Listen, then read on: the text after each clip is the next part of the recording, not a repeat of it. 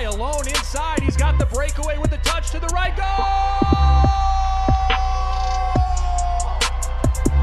Everything you wanted from this debut. It's Brandon by. Taking a shot with the left. Goal! Isaac Frank from 25 yards out. The equalizer. Will Kidd with the touch of the goal. It's a go-ahead goal. Minneapolis City.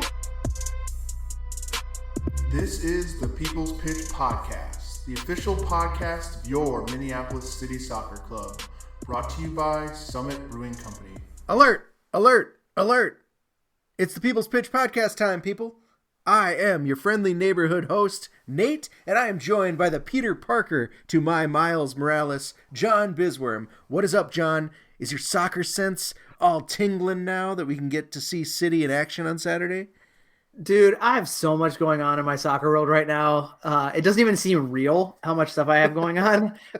We have planning for our party on Friday. We got the Harpo's match on Saturday to prep for, and we are deep in the throes of getting our roster registered, which is always a headache. But it is all like somehow sickly fun for me when other people would probably just give up. You're disgusting. You're a freak. Right.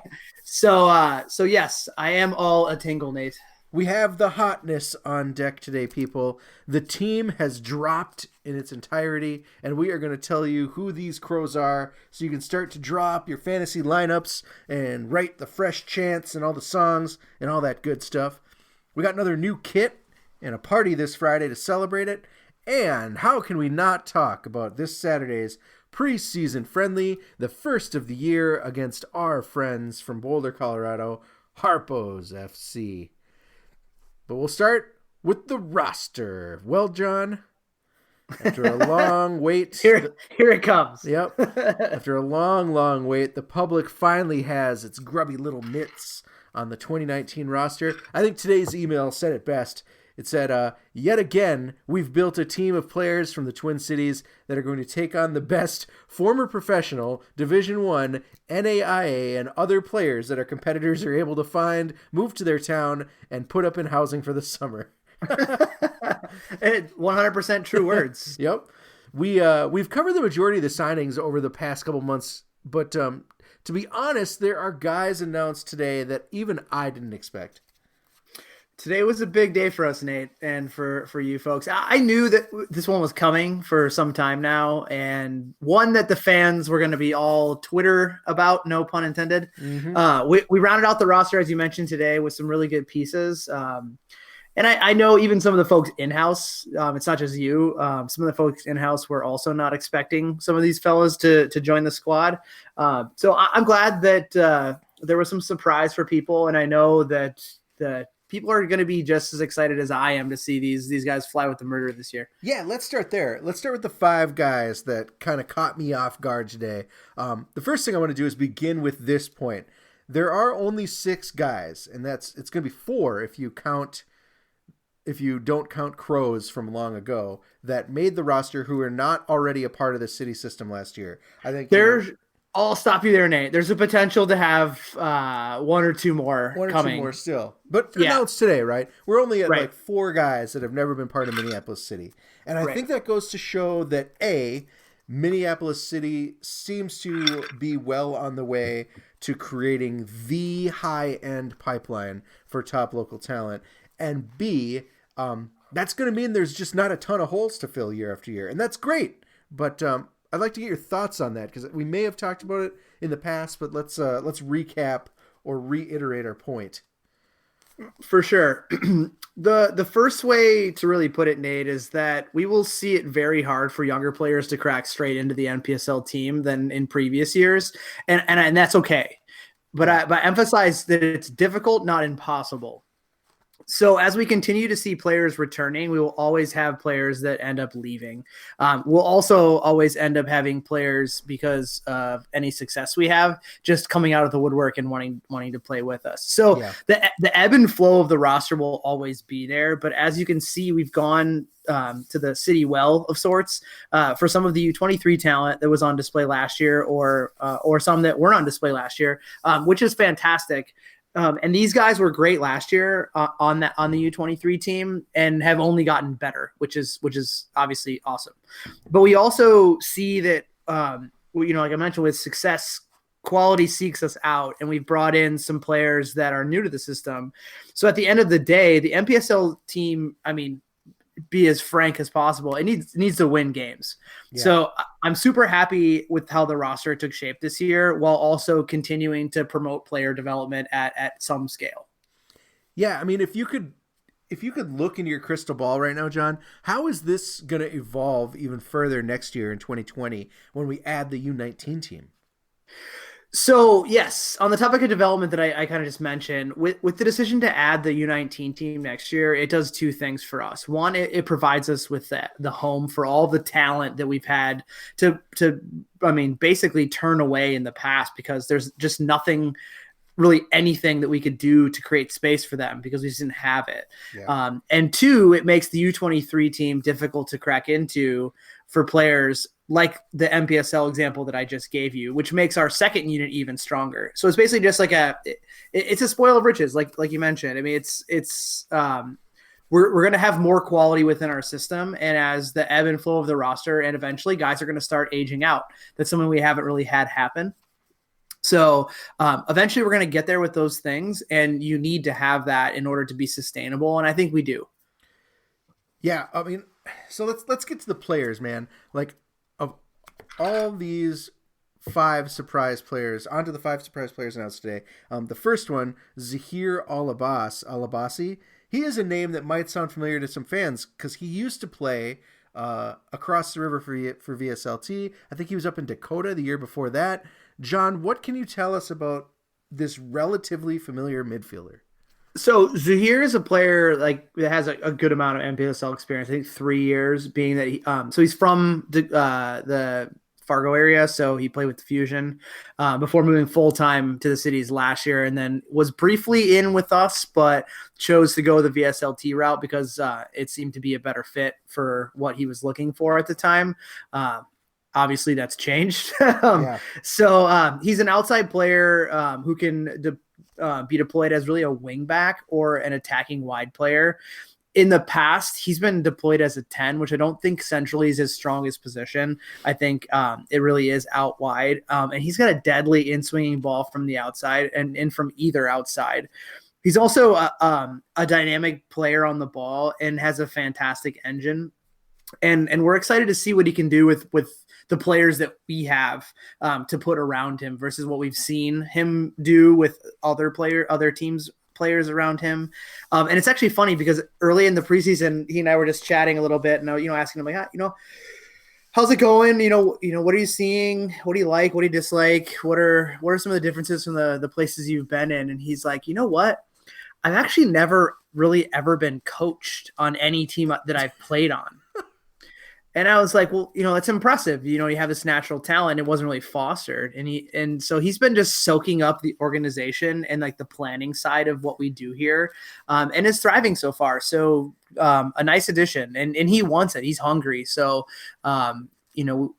like all players on our roster, no one's guaranteed anything, regardless of what your name is or your tenure. And he's one of those guys who's he gets, he knows a lot of the guys on the team and from playing around the cities, and he's friendly with all of them. But he also has that killer instinct where it's I want minutes, so I'm gonna fight for him, which is always great to see.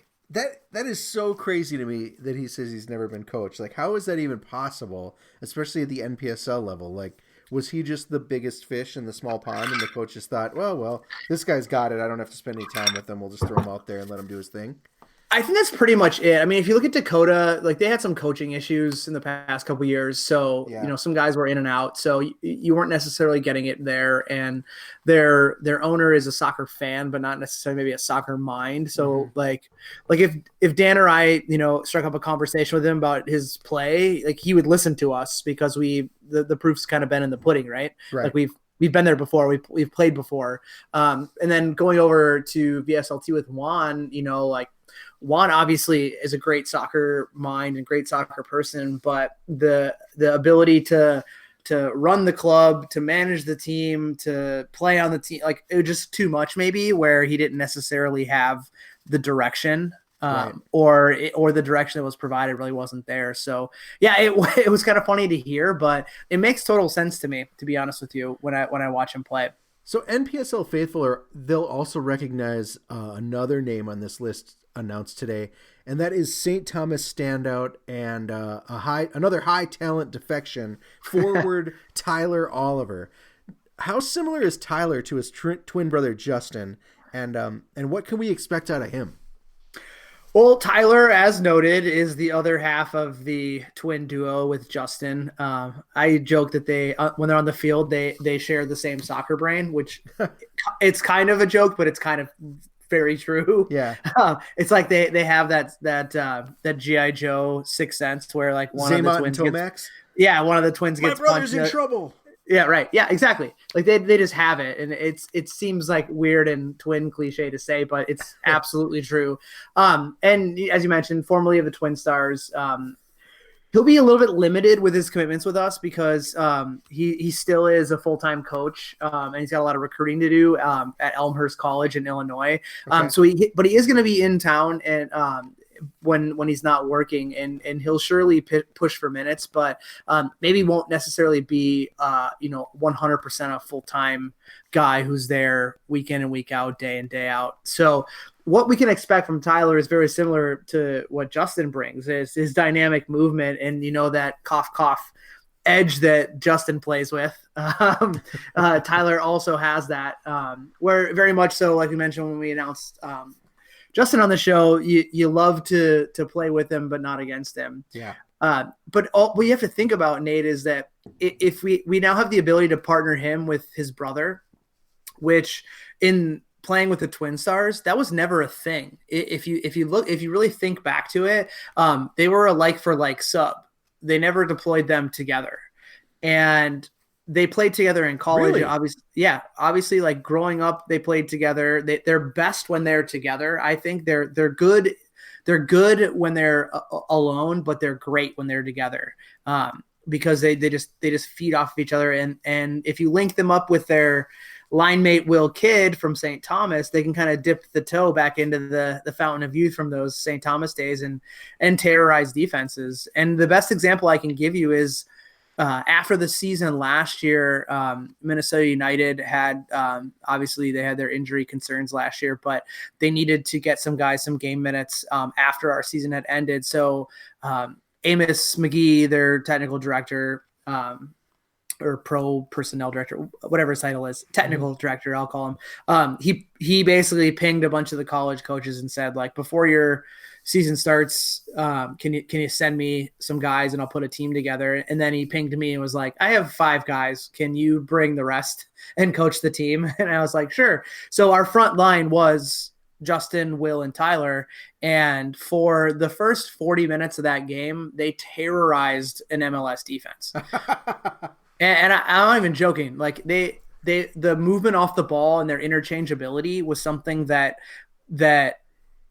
was so organic, but those defensive players, even though they were professionals, were just not ready for at what this game was going to be.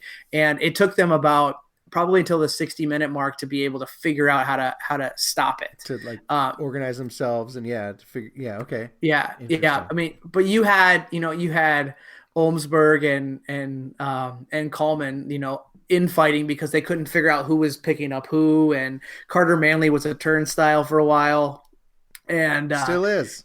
I wasn't gonna say it, but yeah. So that's what you're gonna get out of Justin, out of Tyler. That's awesome. The weird thing is, what you just did is give us this glimpse into like this secret soccer world that you have, where like every once in a while, United just calls you and is like, "Hey, you got any players we can practice against?" Or do you have a player that can practice with us? Yeah, exactly. Two guys on this list are total mysteries to me. So let's cover off on them before we get to the signing that I'm really, really excited about. First off, Jonah Garcia, listed as a midfielder from Egan. Who is this mystery man, and how did he come to us? He came to us in a dream, and then now he manifests as reality. Never heard of this guy before. Well, if you're a Game of Thrones fan, Nate, which I assume you are, he's the bastard son of Andy Garcia. So The it's actually actor? no, I'm just kidding. Yeah, it's actually Jonah Snow. Um,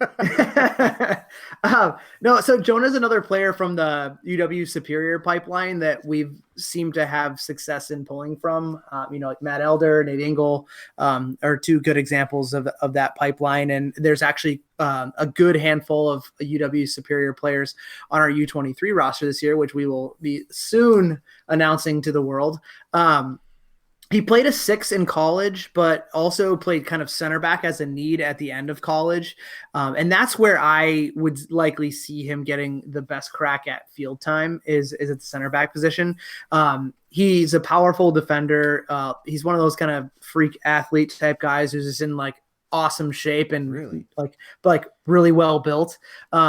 And he has that never give up attitude, which we like out of our defenders.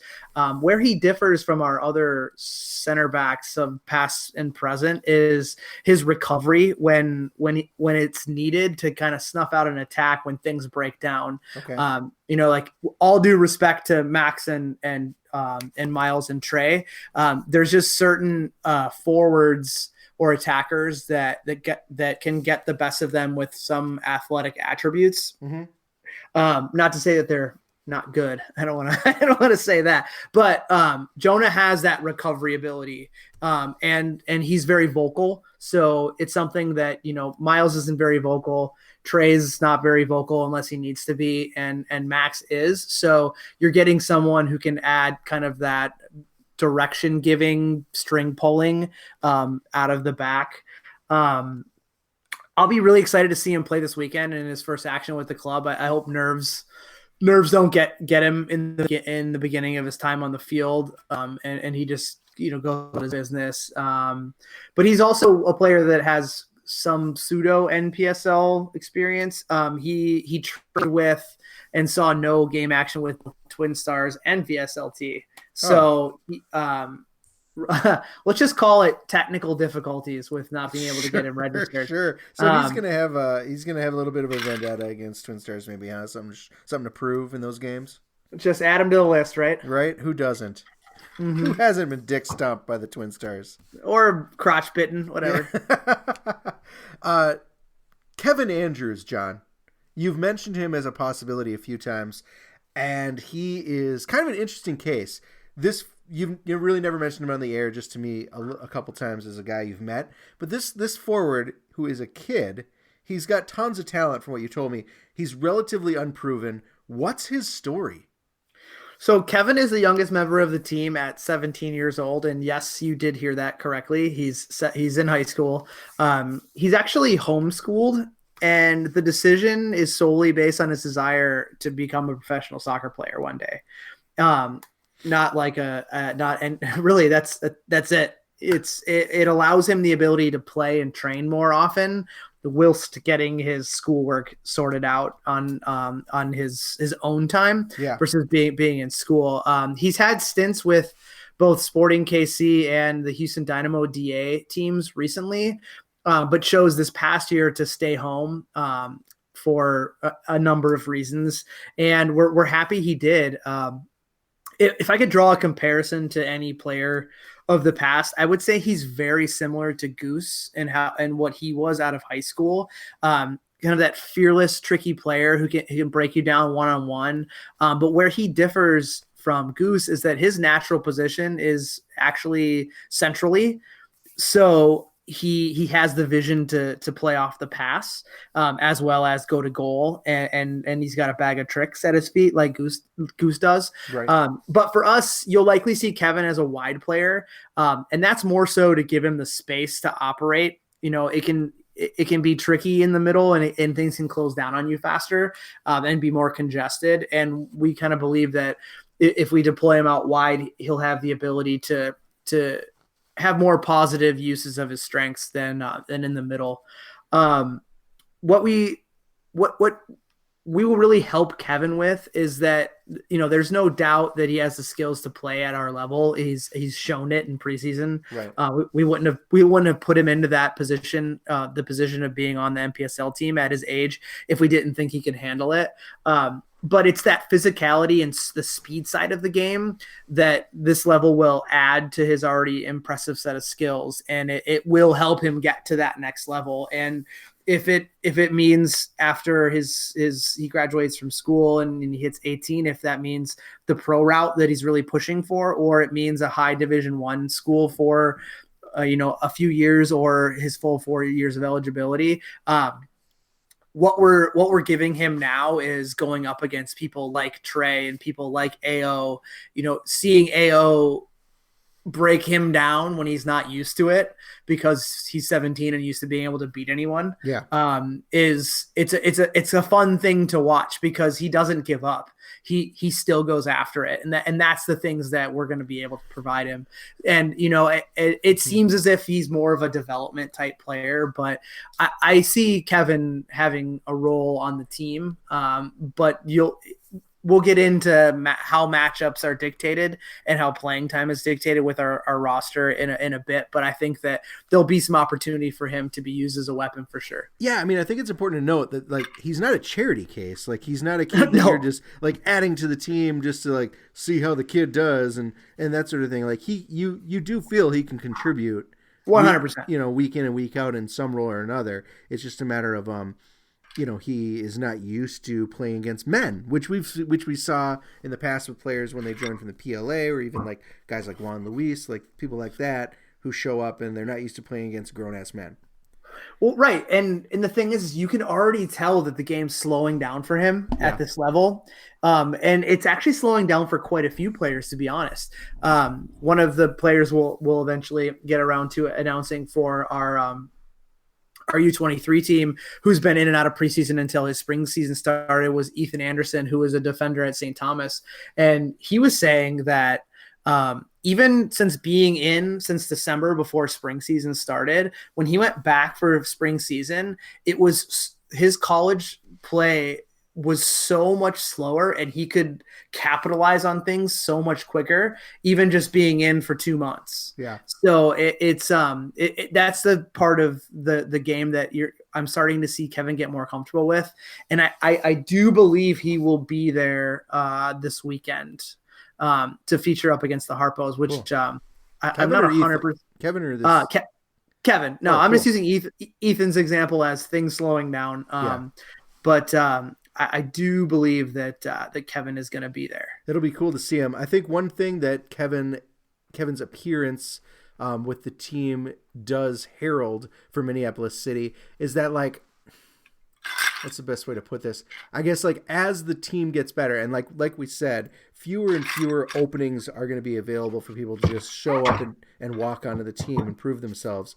The ones that do are probably going to be of a caliber that we maybe have not seen in the past because they didn't think that Minneapolis City was a viable option to help them take it to the next level or help them help them get to a D1 school or help them get to the pros, things like that. And now that City has proven themselves, do you feel like we're going to get more players like Kevin who would not have considered an NPSL squad as a worthwhile time to spend the summer?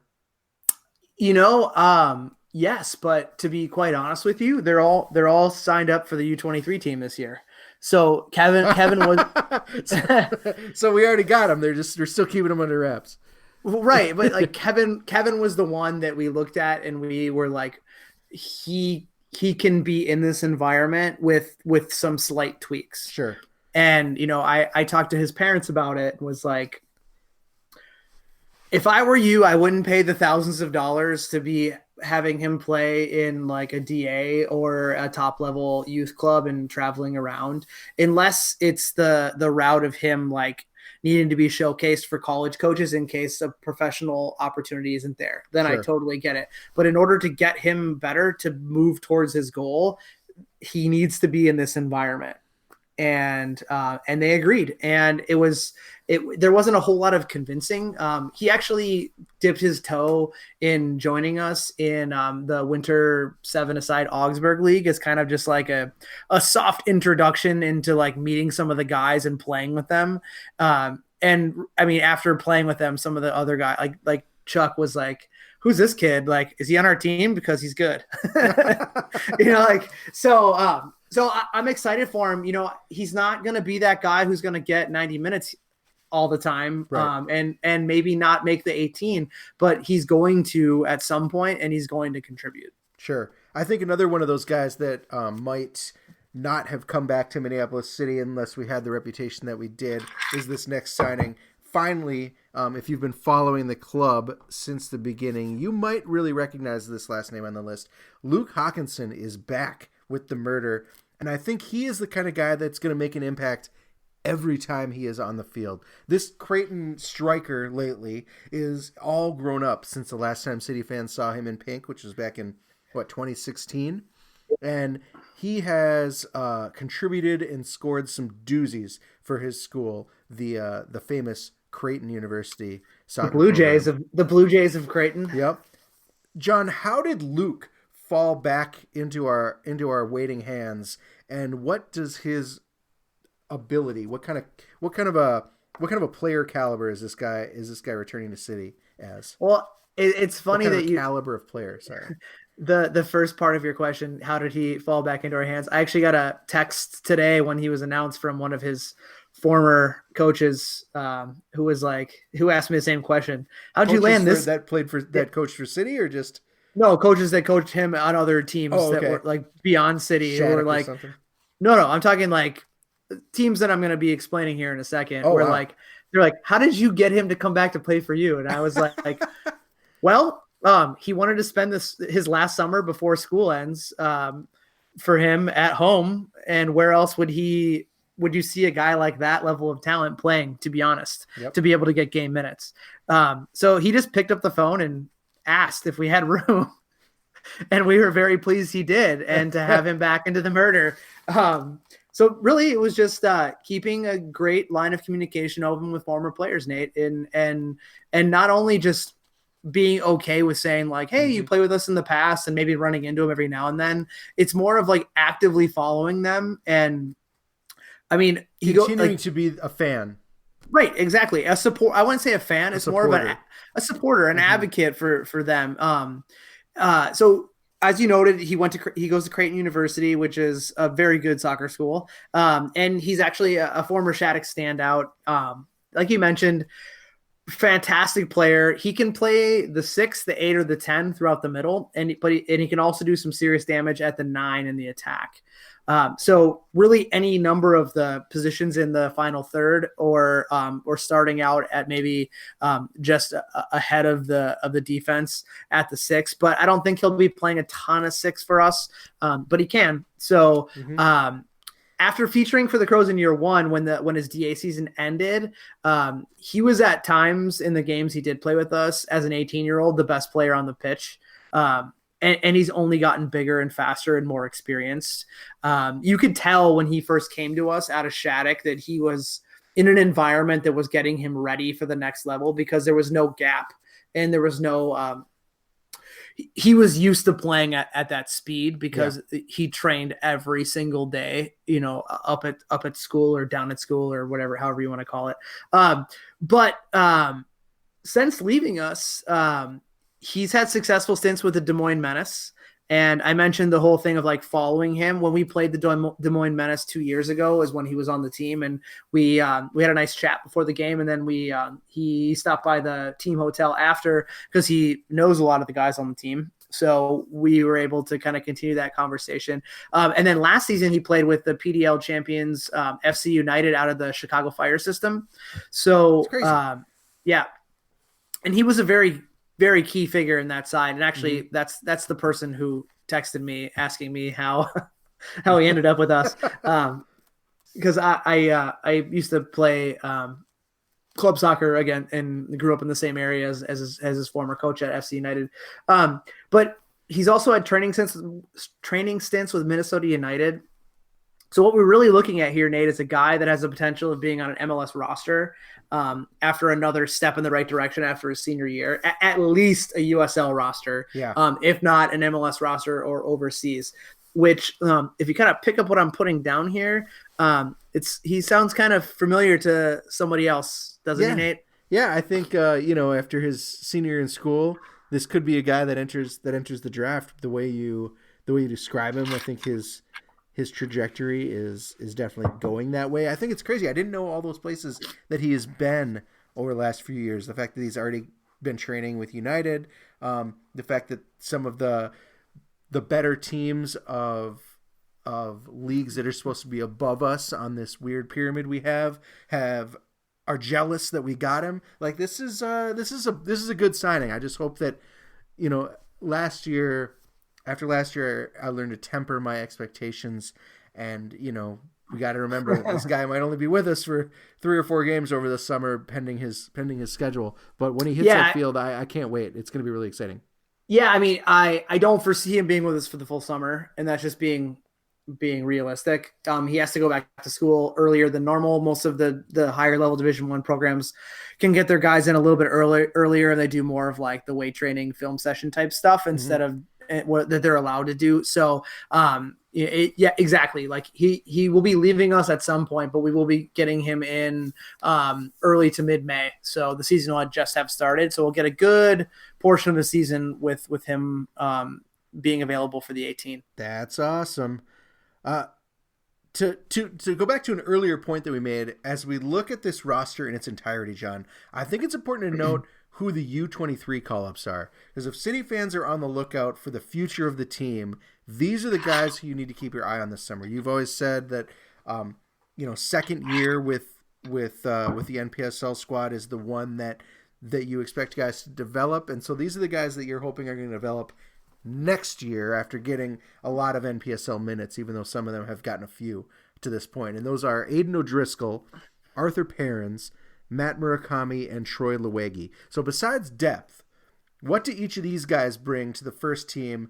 Why did you choose them to be called up, and what kind of situations can you see them contributing in? I can actually say that I don't feel like a sophomore type thing here is going to apply to these guys. That's what I'm saying. Yeah, that like these guys. Like, this is the year where they're going to get their first, consistent NPSL minutes. There will be some adjustment, but these are the guys next year that we expect to step up. I mean, honestly, Nate, I see some of these guys stepping up. This year is what I'm trying to get. I see what I'm saying. I see what I'm trying to get at. Yeah. So first off, we'll start with Aiden. Aiden's just a good fucking soccer player. Like, I don't know how else to describe him. We've talked about him at length that coming into trials with us when he was a sophomore in college, I just didn't have a position for him, and physically he hadn't quite finished growing or developing. So it would have been a very difficult summer for him. Yeah. But he's now moved well past that. And, I mean, with his feet, with his mind, he just makes everyone else around him better. And with us losing Ian Smith to the USL this year, we needed to get younger in the middle. Not to say that like Ian was a grizzly old veteran, but we did have him for 3 years since high school. So, but he was a veteran type player, but our options were older to fill that role. Right. On the roster. And if there's not too many players I could kind of put my finger on to say like we have an open spot at a a defensive minded midfield position. I don't think there might have been a better person to bring youth into it than Aiden who can play that role. And I'm just excited. I love watching him play, and every now and then I get to put the boots on and play with the guys. And me being a deep lying midfielder, I tend to always match up against them, and it's just a task trying to follow this guy around because his movement is just constant. Yeah. And it's effortless. And I'm like, why are you so smooth? And I'm like, exerting all my energy just keeping track of you when you don't even get the ball half the time. Like I gotta use my brain. But no, I think he just makes everyone around him better, and that's what you need out of a center midfielder. It's funny when you talk about Aiden because you always I think you have a soft spot for him because he plays in a similar position, similar role the way than you did. But I'm excited. All to those see guys, this guy. all the defensive center midfielders are my favorite players. Yeah, my favorite players. Yeah, everyone else can suck it. Those guys are my favorite. What about Arthur Perrins? We announced him earlier this week, I believe, and we didn't see a lot of him last year. So typically with people that we announced before today, we would do a huge deep dive into them, but we're going to give Arthur the truncated version to keep him in the mix here for your question. So Arthur played at Gustavus, and for those of you who don't really know him, he's one of the key figures in their MIAC regular season championship team this fall, which was kind of out of nowhere when you look at the MIAC. One of the other key focal points you'll be hearing about in a couple shows from now. But he's an ever moving box to box midfielder who can not only score goals, but also is more than willing to link up with his front line. So another great injection of youth into the center midfield, and currently the holder of the best caption contest photo of any player announcement that we posted on Twitter. So good. Just getting booked and laughing at the ref.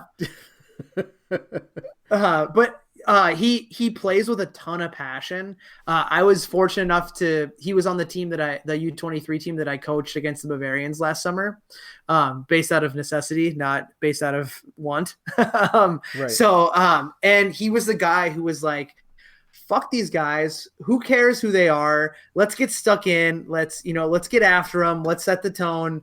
And he's got that edge that you kind of want out of an attacking midfielder. Sweet.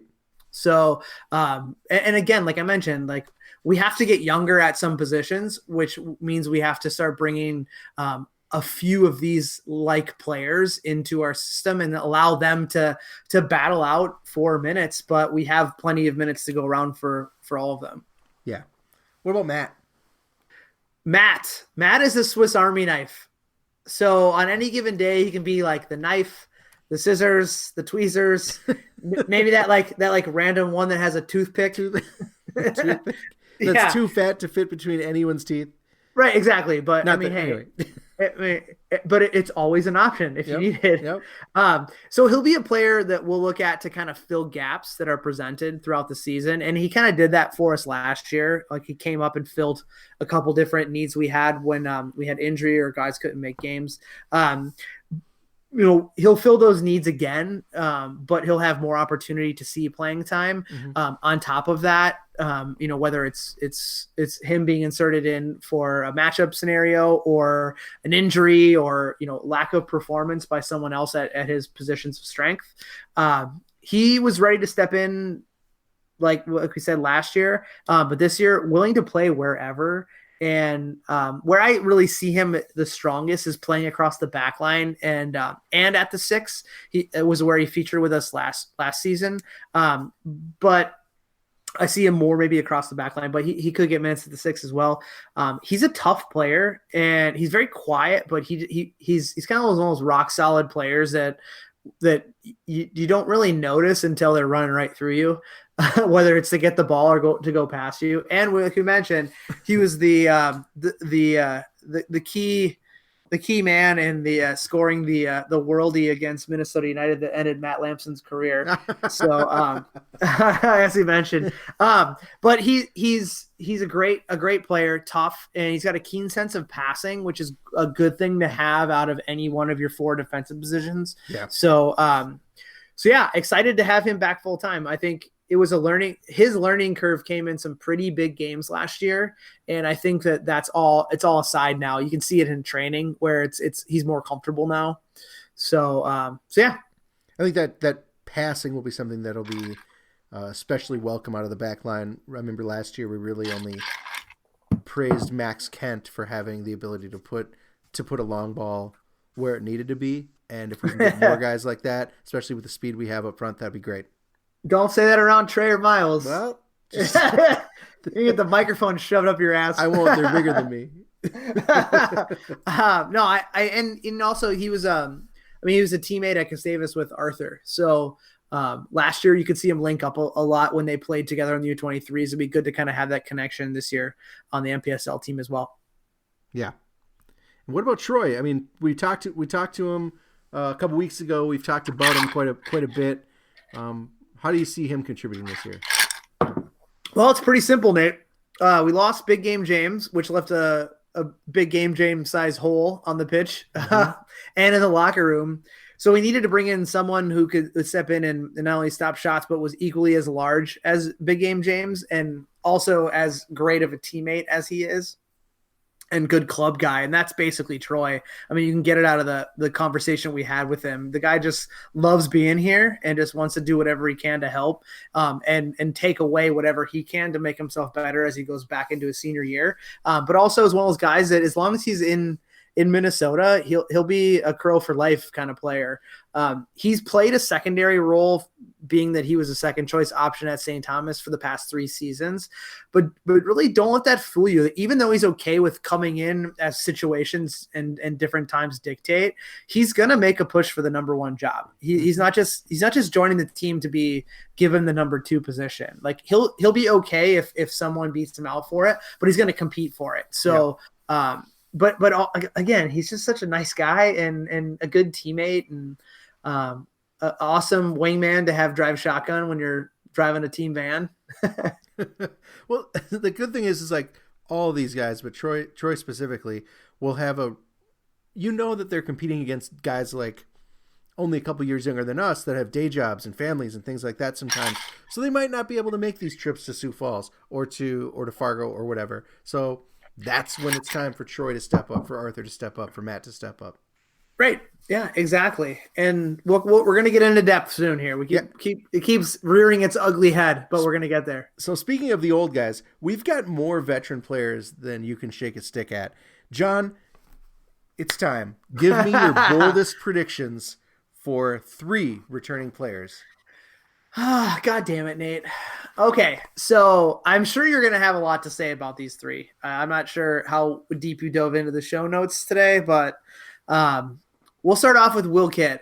Will Kidd will outperform his season from last year, and he'll make a push for the best 11, which he narrowly missed out on last year. Because what I'm seeing in training is he's just nothing short of being fantastic lately. And it's at some points right now when I'm watching training or I'm running a drill because I've been asked to do some sort of situational thing because the other coaches are working on other things. It's almost as if he goes in invisible mode and then all of a sudden pops up in the exact right time and executes, because you don't think of him until all of a sudden, bang, he does something good. And you're like, oh, Will's there again. And then it becomes like, well, he did it 1 time. Now it's 3 times. Now it's 5 times. Now it's 7 times. And you're just like, God, he's playing good soccer. I mean, isn't that his demeanor anyway? Like, he's not the kind of guy that's loud. He's not going to take over a room. He's going to be super quiet. He's quiet. I mean, he's soft spoken in interviews, like all that stuff. He's not that guy anymore, Nate. All right. He's not the I mean, he's still a quiet kid, but he's speaking up more. He's getting involved in more things. Like, I'll give you a great example. So we're playing kind of a 6v4 offense versus defense thing, working on some shape and stuff. And Samuel Ruiz Plaza was on. It was Zuhair on the left side. It was Will on the right side. It was Whitney up top, and it was Max and Samuel were the midfielders. And there was a pause in action where I had that group, and the other group, one of their coaches had the defenders, and that particular activity was based off of situational defending. So my group was just supposed to give them living hell, right? Mm-hmm. So Samuel goes, "Did you guys watch that City game today? What we need is someone to go down the side and play the ball in that De Bruyne played into Sterling that goes across the back line in between the goalie, and then the other guy comes in and finishes." And then there was a pause, and Will just goes, "Yeah, I can do that." And then, fuck Nate, he went and did it. I was like, and then after it happened, he just kind of was like, "I told you guys," in his best Will Kidd voice, right? It's like, yep. It's that kind of shit that I'm seeing now. It's like he's just at another level. So when you said he's going to make a push for best 11, I'm guessing you don't mean best 11 on the team. No, national best 11. I mean, that's a bold bold statement. He almost did it last year. He almost did. That's true. Yeah. So right. What else are your thoughts on that? Do you have anything to take away from that? I would agree. I mean, I think it's hard to say that Will Kidd has ever stalled in his growth as a Minneapolis City player. So it can only get better. And you see it, you seem to see it week in and week out. So I gotta trust your instincts here. I think I think it's gonna be a good season for him too. It makes me sad to think that one day Will Kidd won't be on this team. I mean, it makes me happy though to think that one day Will Kidd won't be on this team. Hopefully, he'll go on to something bigger and better. Like, I think the best thing for City fans would be for Will Kidd to like get an engineering job somewhere in St. Paul and like keep playing for us year in and year out. But the real best thing for City would be for Will Kidd to like move on and do something like big. And play pro or like cure cancer. Yeah. Well, here's the thing: if anyone out there is a mechanical engineer who might need a young, soon to graduate mechanical engineer, that could be Will Kidd. I've been trying to get him a job through the company I work for. Not that there's any weirdness around that with any NCAA rules because he's graduated now, so I can actually help him try to find a job. But if anyone else out there is looking for a mechanical engineer, hit up the show email address and we'll pass your information on to Will. I know he's looking for a job, and wouldn't you want him to stay for a couple more years and play with City? Side note on Will, his family has season tickets in front of me at United, so I'll be able to chat him up anytime you need an interview, John. I got it. Just bring your microphone to the game. Yep, I will not embarrass my family at all. All right, on to number 2. Second bold prediction. Stigwart will see more of the ball this year. Okay. So last year he was the link between the two lines, but this year he's likely going to be deployed as a 6, which means he's going to get way more of the ball and be the player that controls both the tempo of our matches, when to slow things down, but also when to ratchet it up and to start attacking, and how quickly we do that out of the back. And it's going to be really hard to see him not making the best 11 this year unless something happens. Does that mean that he won't be as involved in the attack, since you're saying he's the number 6? No, I think you're thinking of the number 6 and kind of how Ian played it. Mm-hmm. I am totally. So he was the 8 last year, and that he was truly the absolute link in between the two lines. Okay. Where this year, he'll be more deployed as a 6. He'll still probably play some 8 as well, but he's going to have more of the ball, which means he'll have more opportunity, less opposed to be able to pick out passes. So what we're talking about for people, because this was a conversation on Twitter that I picked up on a little bit last week, is like this new trend in only talking about guys in their like traditional positional numbers. Okay. When you say the 6, we're talking about the deep sitting midfielder. When you talk about the 8, we're talking about the midfielder that kind of roams directly in front of that guy, kind of box to box guy. Yep, behind the 10, who is the more traditional attacking midfielder. Correct. Okay. Correct. So you're saying that in this system this year, our 6 will not be the same 6 that Steve was last year. Right. And if anyone is like a super soccer nerd who's listening to the show here, go back and go to Central Florida's soccer website and look at any of their game footage or their like highlights of games. That's where he played for Central Florida and when he was at Louisville. So it's kind of actually his natural position, but with us, we were able to move him up a level to exploit the more attacking side of his vision within the City ranks. Mm-hmm. So we're going to get more of what he's kind of been trained as this year. All right. Which bold is prediction number 3. Hold on, let's go back to that one. It's kind of crazy to think that how well he played last year out of his natural position. And it didn't even. The funny thing is you never would have been able to tell. Right, exactly. So you're gonna see he's gonna get a ton of the ball this year. So and if you watch any of our games last year, whenever we had the ball, good things happened. So awesome. Fucking A. All right, so number 3, Woody Brown will make a run at the Golden Boot. The nationwide NPSL Golden Boot. Yes, so such a bold prediction. Barring, and I don't want to put a ton of pressure on him, but barring any foreseen injury or anything any setback that he could have, typically he was a wide player for us, and he did a lot of scoring out wide for us, whether it be the Open Cup or in the MPSL. But he's now moved centrally as a number 9, as a striker.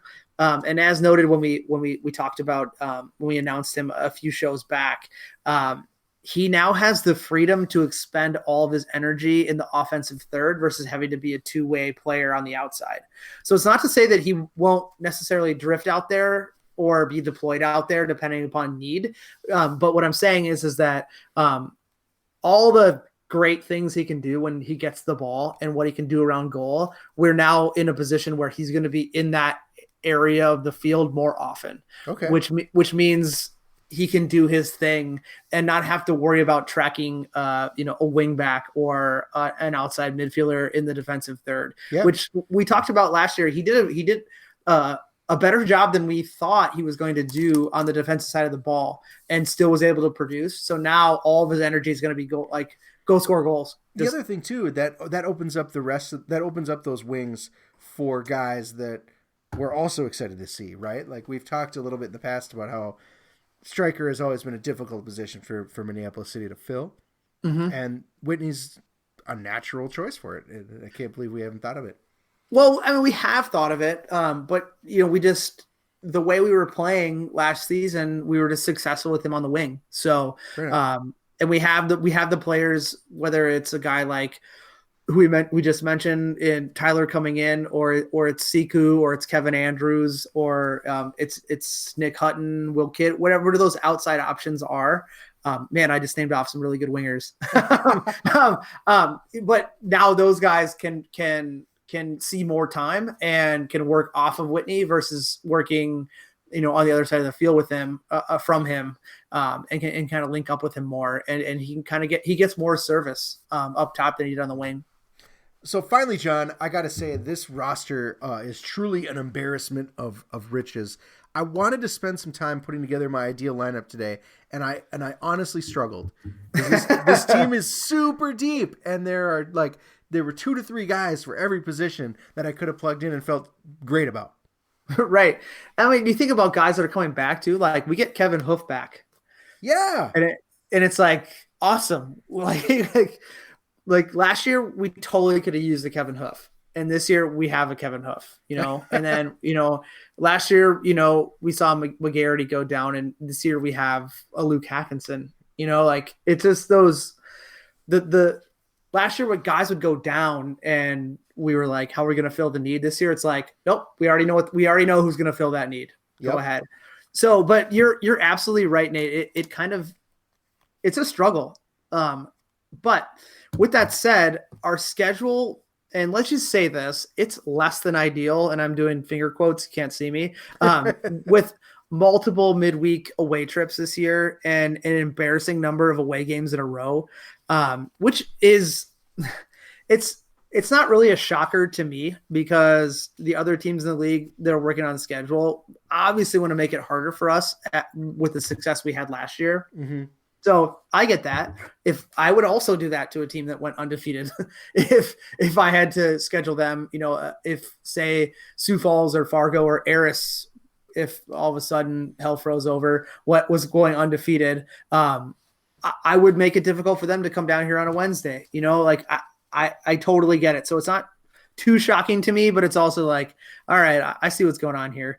But with that comes like the need to be strong at multiple positions with so much depth, because not every guy, like you mentioned before, when we're talking about the U23 call-ups, is going to be able to go to Sioux Falls on a Wednesday. Mm-hmm. You know what I mean? So we need to have that. But as a result, we look at the schedule. We're like, we're going to do to combat this. Like, fuck that. We're going to just load up our roster with guys with so much talent that we're capable of always having multiple players that can go to during these tough stretches. Sure. And with that comes minutes for everybody.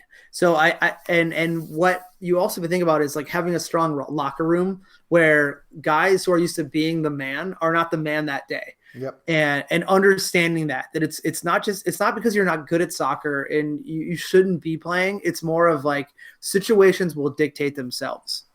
Sure. So the schedule will allow for us to kind of move some players in and out.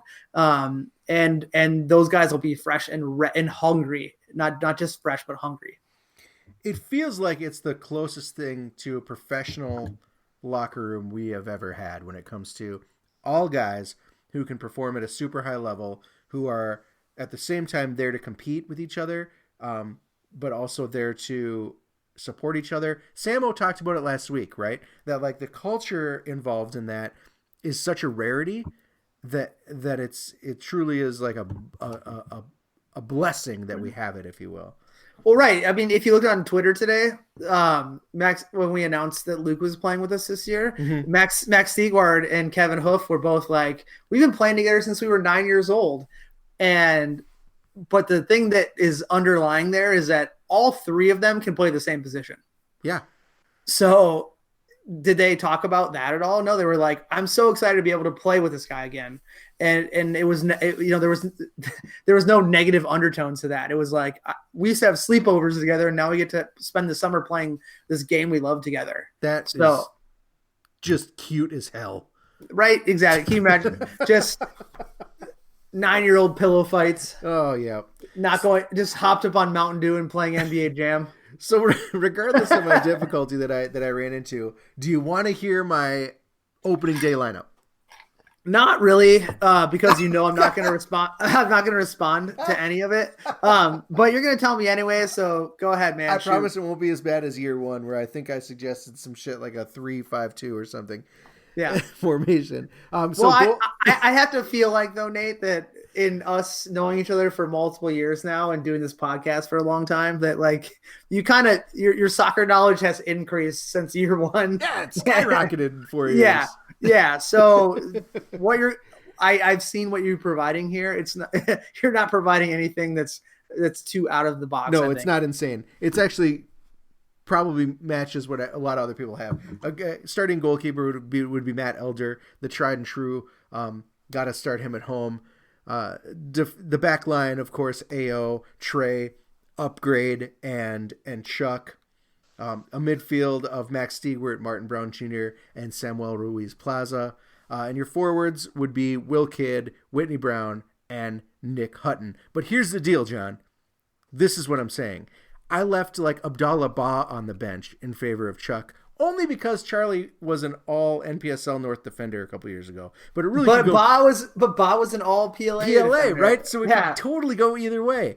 Ben Wexler or Juan Luis could easily start instead of Martin this year. You could throw Justin Oliver in there for Hutton. Tim Wills is just as capable to open the season as at the number 9. It just really depends on the look that the coaching wants to give up top. You think about when Max Kent is ready. He's a weekly starter. Luke Hawkinson, weekly starter. So many variables. Like, how do you juggle that? Do you do you have situations that the staff has identified where you use certain people and not others? And you don't have to outline those, but do they exist? Or is it a matter of like riding the hot hand when someone starts scoring the goals or whatever? Or do you flip a coin, or what the fuck? It's more of like a rock, paper, scissors with Matt. No, there's not really a secret sauce, Nate, for how to handle this roster. There obviously are some positions where there's less to consider, but there will be a ton of factors that will go into what we deploy. Injury, life things, travel, as I noted. But the key thing to consider is that we will now have the ability more than ever, if ever, to game plan at a deeper level for teams than we did in the past. In the past was more we'd have to game plan formation for other teams' strengths or weaknesses, where now we can, for the first time, consider players and having the playing time dictate versus the past where we're just like who's available and who's playing well. Like I think all these guys are going to be performing at a high level in training, and so it's going to be difficult to select who's going to go where. But we can look ahead at the schedule and do some scouting and see like what does Duluth put out there or what does Med City put out there, and how can we combat that with our personnel versus changing our formation or our style of play. Yeah, absolutely. I think if the league was one where there was more consistent film available week in and week out, imagine the havoc you could wreak. But in general, being able to watch like a Duluth game or a Med City game and know who brings what to the table, and be able to counter that with a full stable of fine soccer playing gentlemen is pretty exciting. Yep, absolutely. So enough about players, Nate. Yeah, we got other stuff to talk about. Folks, we mentioned last week that it wouldn't be a city season if we didn't launch a kit. So we are. And on Friday, April 26th, we are turning the City Vibes up to an 11. That's out of 10, so one more than 10. Yeah. And tossing a preseason party at the official club, Watering Hole Palmer's. You get a look at, City players going full kit wanker in a I don't want to talk ill about Palmer's, but it's not necessarily the highest class of establishments on the list of. You're not going to go clubbing at Palmer's. Let me just say that. But get a look at a bunch of full kit wankers at Palmer's, see some new gear, grab some merch, and then have a couple of beers, 3 or 10 with some of the guys. Yeah, John, are we? I haven't seen these kits, but I think I have I think I have seen them. If Dan got drunk once and showed me a sneak peek, are we going to actually wear those kits this year, or are they going to be like last year's stealth kit, just something for the fans? Great question, Nate. That falls into the category. If I told you, I may have to kill you. So let's just say that we don't necessarily create things as habit if we're not going to wear them for no reason. So so yes, you may see them, but I guess a preview of what could happen. I'm a big fan of of a team having a cup jersey. And as I grew up in playing higher level youth soccer, we always had a tournament kit that we would wear like when we would go somewhere else. Okay. So I don't know, maybe a playoff run or a big game. Save those for a big game. Yeah. Yeah, you never know. Cool. So what's the plan for Friday? So the party starts at 6 p.m. And just like during pre-game for the season, there will be deals on pints of Summit on tap, and everyone will be there. Players, club personnel, supporters. The guys from Harpo's will be there. So if you want to talk to the competition and maybe chat up some of those guys about what happens in Colorado soccer, you can do so. So come on down, have a few beers with us, and talk to the whole crew. Yeah, man. So speaking of Harpo's, we also have a game against them on Saturday. Yes, we finally get to roll the ball and play a match, which I'm very excited for. And it's going to be great for everyone because soccer is awesome unless you're a racist supporter who finds hate in everything. But I won't get into that if you're following what's happening on Twitter lately. The Saturday, April 27th. I've only seen the subtweets, unfortunately. I really want to get into that whole thing. But yeah, I dove deep time. Into it a little bit this evening, and I was like, holy cow, this really it's got ratcheted up a notch. Damn. It's just a game, Fokker. So, anyways, so Saturday at 7:30 p.m. we'll kick off the 2019 campaign versus the all-around great dudes, great players, and storied franchise that is Harpo's FC out of Boulder, Colorado. The group is about as well known as any amateur team in the country. They fall in line with teams like the Bavarians or Christos FC Baltimore. They're just well known for winning, and they seem to do it everywhere they go. So this will be a great tune-up regardless of the scoreline, and exactly what we need to do to start off the season to put our work up against. Yeah, if you want to learn more about Harpo's FC, I strongly suggest that you go back and listen to episode 95, way back in October of 2018, as I'm looking at our podcast page. Check that out and learn a little bit about the club. It really is a good club with a great history, a lot of success. I'm just excited because finally, after all this hype, right, all the player announcements that we've been doing, all the planning that's been going into this, we are really going to get to see the guys play again, and I do love it, and it's going to be awesome. But I do want to temper expectations. It is a preseason game, so yeah, it's a tune-up, man. I mean, we're not gonna come out guns blazing and show, there's stuff that's gonna have to be tested, right? Right, exactly. So let's just come out for some good soccer against another good team, and we'll see what happens. Yeah, the game is again going to be at 7:30 out at Winter Park in Eden Prairie, and it will be played indoors. So any bad weather be damned. I'm not going to say it. And remember, the match is for members only, so you must have a membership card or be on the members roster to gain entry. So get yours today. There are a few details that the club is going to email out ahead of the match later this week to make the experience the best it can for you. So keep an eye out for that. It's going to be a really cool night. And remember, please be kind and follow the rules, friends, so that we are allowed back into Winter Park to have matches like this for you fine friends of the club. I think what we're trying to say is don't smuggle in cases of beer or anything. There's plenty of time for that coming up in May.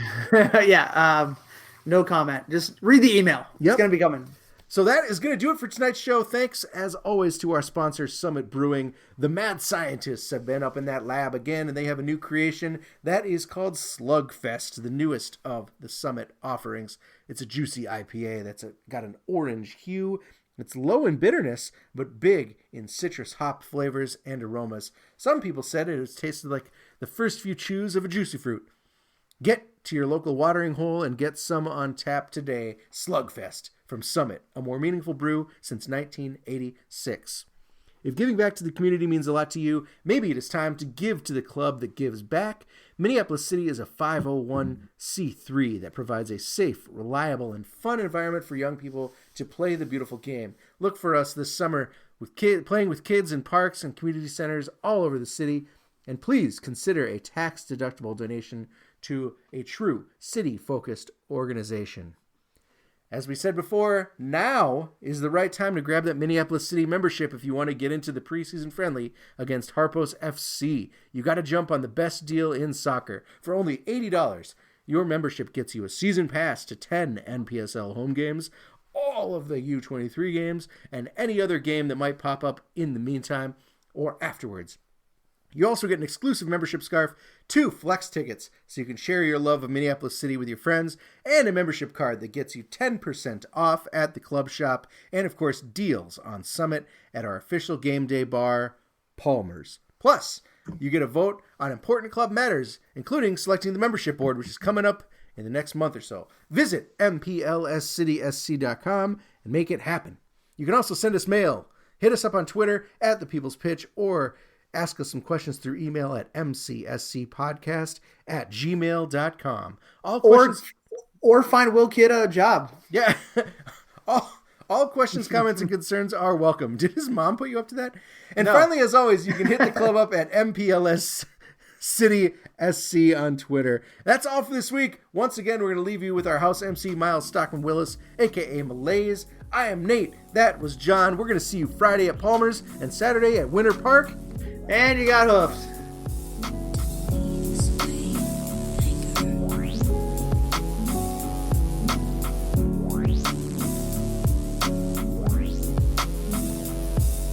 I see the real you, yeah, boo, I found you. So don't ever frown when loneliness is around you. I'ma show you that someone should crown you, not clown you, but pursue virtue would never hurt you. Critical in distance, touch is digital, biblical. Till death, love is unconditional. Telling us we're a team and not two individuals. For you, I give my spleen, the spiritual and the physical. Loving what is fragile isn't always fixable, but I see what's invisible. See it with facts, visuals. Grab my hand, hold it. We gon' think the unthinkable. I promise we will float, that our boat's unsinkable. I promise I'ma drown in you, let you drown in me. Reveal the recipe, you I love to overfeed. I love it. Let's proceed slowly, not go bad like moldy. Ravioli, rigatoni. Girl, I'm free falling for you. Still, temptation follows free.